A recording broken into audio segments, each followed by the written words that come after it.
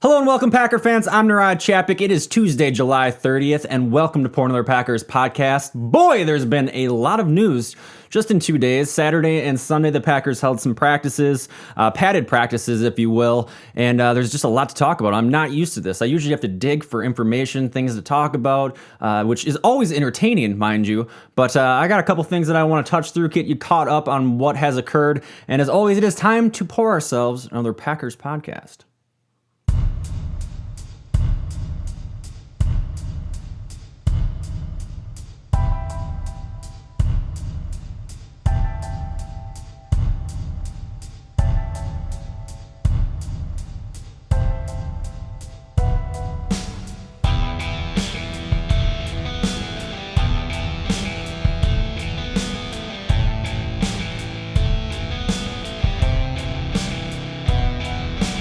So before we get started, I have to thank the 68 new subscribers since I posted a video on Friday night. I am up to 305 at the time of this recording, and I imagine that number will jump by the time this video is edited and goes live. At least I hope it does. I'm not going to get cocky about this, but I love all the support, the community, the comments. I've had some great comments. Packer fans are absolutely the best. The players were right all along. Packer fans truly are the best, and I appreciate all the support.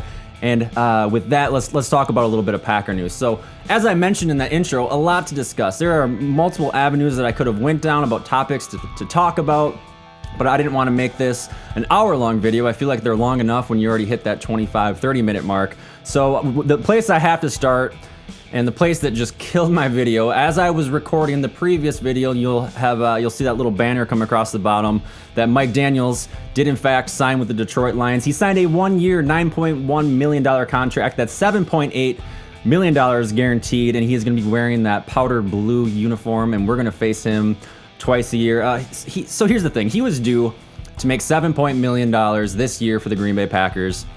And one thing that I talked about in my previous video was that they shopped him around. They tried to trade for him, and they weren't getting really anybody to bite. And a lot of the reasons why they weren't getting anybody to bite, at least in my opinion, was that the teams would have to give up something. They didn't want to pay that $7.5 million contract and give up, a draft pick or a player or anything like that. But one thing that I'm sure the Packers did not consider was trading him to Detroit.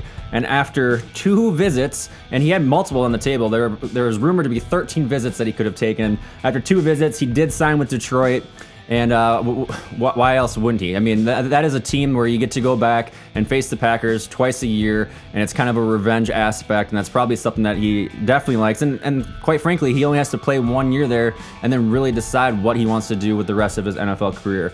Mike likes to talk, as we all know if you watch the NFL Top 100, which I will touch upon at the very end of this video.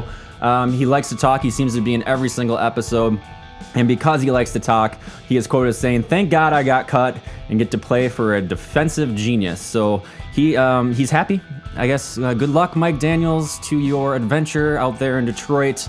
It will be one filled with lots of hope and nothing more. Piggybacking off that, though, Packers defensive coordinator Mike Pettine called upon Montravious Adams. So Mike Daniels is gone. So who's going to fill that void? There's 2 people that are going to fill that void. The first one, Montravious Adams, he was quoted saying, Mike Pettine was quoted saying he's the most improved player on that side of the ball over the last year. And then when he first got here, Mike Daniels, in his opinion, he was not very high on Adams. So he has continued to impress him. He's had a great offseason and great OTAs, great first couple days of training camp. And it'll be very interesting and a lot of fun to watch, especially once the preseason rolls around. If we do see, as fans and not the coaching staff, if we get to see him jump off on the field, off on the tape, off on a spaceship, I don't know, just off on things. I want to see all this come to fruition. I'm not completely sold on the idea that Montravious Adams is going to be the best replacement. But hey, if the coaching staff likes what they see, I trust everyone on that coaching staff, quite frankly. I like Mike Pettine. I like Matt LaFleur. I love what they're doing. It gets me very excited about where this organization is heading. So I'm going to take his word for it. But furthermore, that second player, and the one I really want to dive into on today's episode that will fill or should fill that need for pass rush, is the story of Rashan Gary. So Rashan Gary is making waves.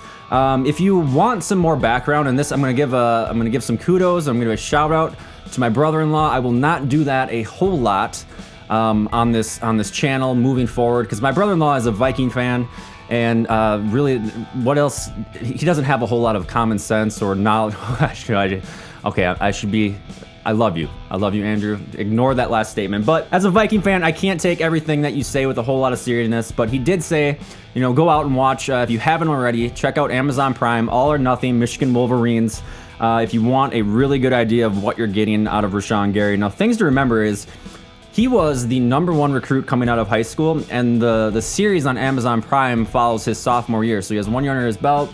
It's the 2017 season. You have Jim Harbaugh as the coach. It's really entertaining. It's a lot of fun to watch. I'm not going to plug too many things on this channel, but that is something that if you want to know a little bit more about Gary, it's cool to see. He's on the phone with his mom, talking about putting his retainer in at night and drying between his toes. It's really entertaining. You get to see this young kid, college with NFL aspirations, who then goes out and signs a $15 million rookie contract and is now a highly regarded player for the Green Bay Packers. So credit to my brother-in-law. That's your shout out. That's probably the only shout out that you will get. But a couple things. So Gary has flashed, right? So he's 4-1 in the one-on-one drills so far in training camp. So he's won both reps against Lane Taylor, and he's had some some good snaps or some good reps against some of the backup or the guys who want to make a roster spot. But the thing with the Lane Taylor advantages is that he is competing. Lane Taylor is competing for that starting job against Elton Jenkins, who is a rookie who was drafted a couple months ago. So that's impressive. I mean, you have a guy who's fighting for that starting job, and Rashan Gary is holding his own. And then he also appeared to have a sack on a stunt during a team period too. So you're not going to go out there and sack the quarterback. If you do sack Aaron Rodgers in a practice session, you will probably get cut. So he made a great move. He made a stunt move and appeared to get to the quarterback. He shows flashes all over the place. The #1 thing that continues to be said is that his athleticism is off the charts. And this is things that, again, when he was the #1 recruit coming out of high school, this is a lot of the things that has really stuck with him, and it's evident. Like I said in my previous video, I watched a Facebook clip online, obviously, and just looking at this guy, he is a monster. He is a monster on the field. Mike Pettin was quoted saying he wants to be great, and we want to coach him how to play, not how hard to play. So that just tells you he has a motor underneath him. And Matt LaFleur was quoted saying the one thing that I really like that he's shown is just the effort that he plays with. So again, he has the intangibles. He has that athletic ability. He is a brick shit house, a la Blake Martinez, and it gives me chills. I was not all that high on Rashan Gary coming out of the draft. When you say lines like "I was not all that high," it's really hard not to lose your train of thought. But I was not all that high on Rashan Gary coming out of the draft. He wasn't my favorite draft pick. He was 3rd on my depth chart as far as the power rankings from that draft class. Reading and hearing about this, going back and watching that series on Amazon, I'm starting to kind of grow a soft spot for him. And then furthermore, the last part of the Rashan Gary segment is that on Saturday, David Bakhtiari pulled Gary aside for several minutes after a one-on-one drill and helped him with his technique. So you have you have a future Packer Hall of Famer for sure in Bakhtiari, someone who is just an elite player in this league that's pulling aside a rookie to help him get better. And Bakhtiari was quoted saying, "If I see something, I'm going to tell him and help bring him along, because if it takes him a month to figure out something I notice in a day, he's a month ahead." So awesome stuff. I love what I'm hearing about Rashan Gary. It's very exciting. He is going to get a lot of experience in this training camp season. He has his locker. His locker, guys, is set in between Za'Darius and Preston Smith. So he has both of these guys who have years of experience, 4 years of experience, 5 years of experience on both sides of him to bounce off of. You have J.J. Watt, who is coming next Monday and Tuesday, who he gets to see in person and watch his techniques and watch him practice and how he practices. And then in his free time, what he does, I mean, watch the series, but what he does in his free time is he's on YouTube, like this particular channel. Well, maybe he'll be on this channel one day, but he's on YouTube watching elite pass rushers constantly. He was a fan long before he was a player. Remember, he's just a young kid, and he wants to be great, and that is something that you want out of your players. That's something that we're hearing a lot about Jair Alexander, is he wants to be great. So yeah, I got some chills here. This is pretty awesome. I want to see him play, and we're going to get a chance to see him play a lot. Outside of that, a couple inactives to report over the weekend. Again, Crosby, Savage, and Josh Jackson still have not practiced. And Jamal Williams actually sat out on Sunday with a hamstring injury. This has opened up a couple more snaps and opportunities for Dexter Williams, who has, they ask him questions about Dexter Williams, and you have to answer in a polite way, I think, if you're the coach or if you're players.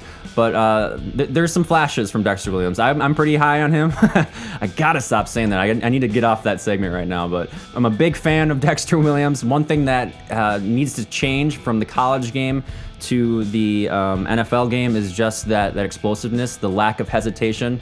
LaFleur has actually stated saying that he can't be pitter-pattering around in that offensive line. He needs to just make a decision and go with it. And these are things that he works with, but he has that one step and he's able to cut upfield. And so yeah, he's had more opportunity with Williams being out.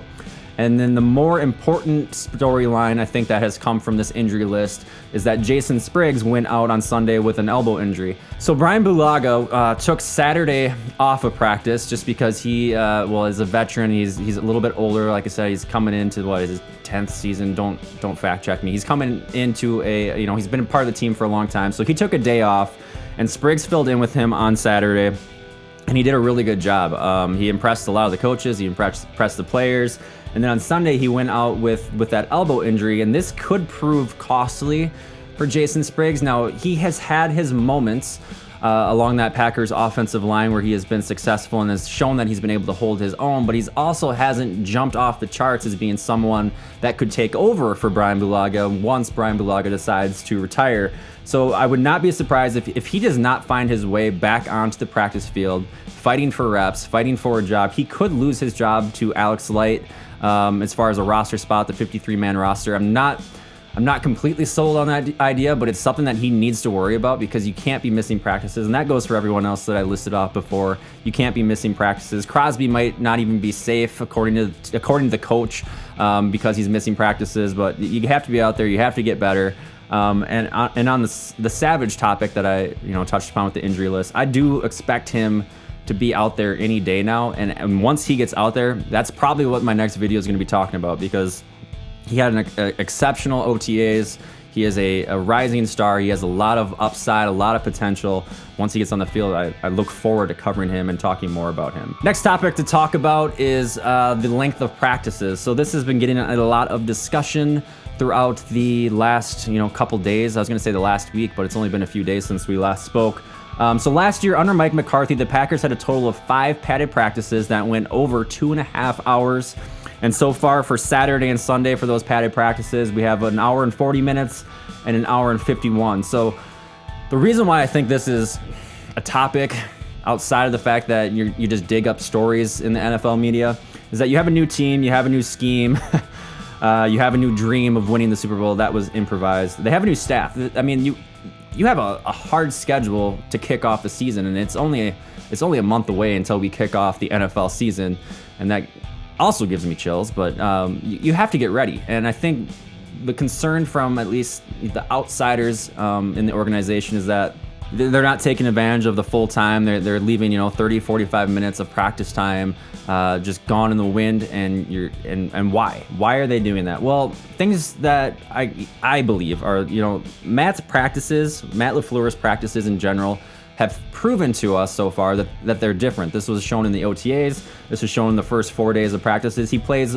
music throughout, loud music all the way throughout. His idea here is, and I love that about him, quite frankly. I'm a music guy myself. I think a lot of people are music people. It just helps, kind of wake you up and get you going. And that's his theory. It keeps the players energized. He wants them to have fun. He wants them to be loose, but it's also time to work. So he plays loud music. They did red zone work those first couple of days rather than focusing on the 2-minute drill, which they haven't even touched on.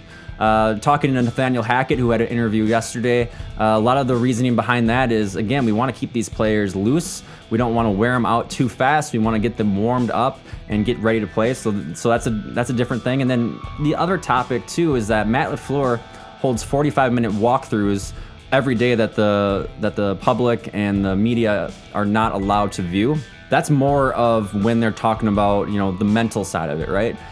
Practicing, you have to go out there, like you want to go full speed and you want to you want to know that you understand the game, but that 45-minute walkthrough is all about the mental preparation, making sure you know your playbook, making sure you know your concepts.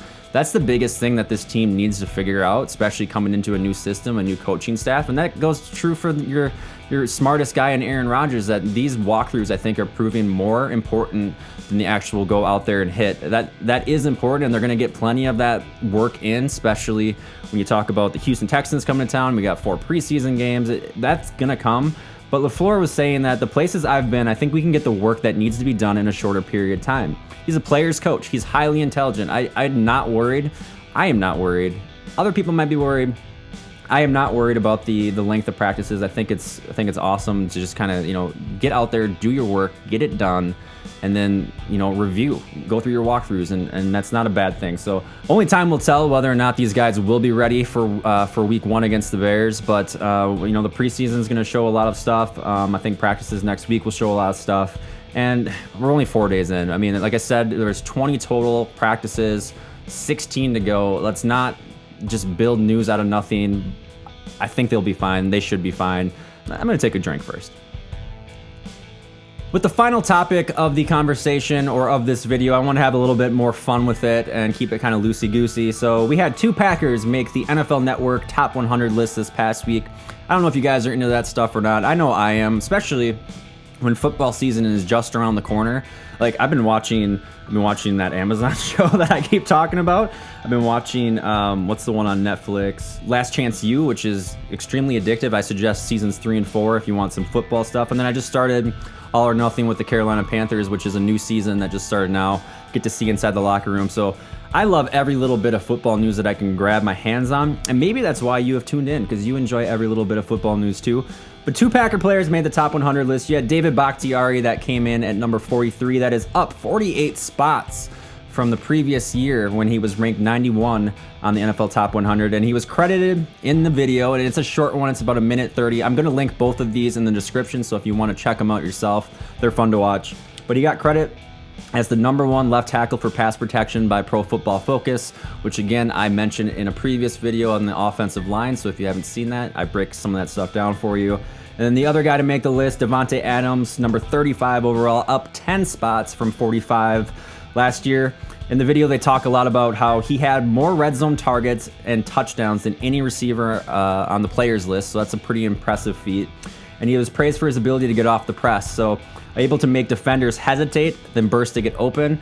And really, when you dive into the film on Davante Adams, I mean, we know that he is a great player. But when you watch some of these highlights and some of these clips, you really get to see the ability that he has to get separation, get open, and why he is easily Aaron Rodgers' favorite target.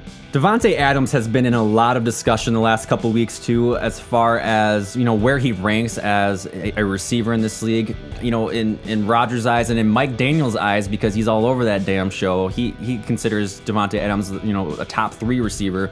I'm sure his running mouth will probably change that opinion now that he is a part of the Detroit Lions, but for what it's worth, Adam Thielen came in 2 spots higher at number 33. Adam Thielen is, if my brother-in-law is watching, Adam Thielen is an incredible receiver.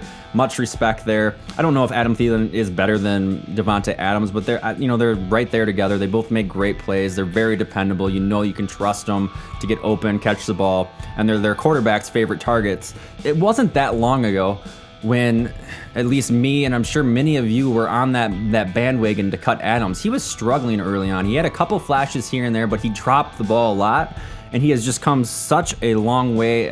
I can't be more proud of the guy, and he got his monster contract just a couple years ago. He plans on being a Packer for a long time, and that's awesome to see. I'm glad he got some respect. When you look at that top 100 list, there are 1,696 players of all 32 teams, 53-man rosters. So both of these guys fall into the top 2.5%, and that's an incredible feat. Whether you're a lineman, a wide receiver, there is still one more player that I do believe will make the list, and I think we all know his name, Aaron Rodgers. And it'll be really interesting to see where he ranks. I don't know if he makes the top 10. I see him probably around that 11, 12, 13 spot. That's my early prediction. Don't get me wrong, best quarterback in the league, but when you're just looking at his campaign last year, it wasn't anything off the charts. He will make the list. It'll probably be in the next couple of days that appears throughout the internets.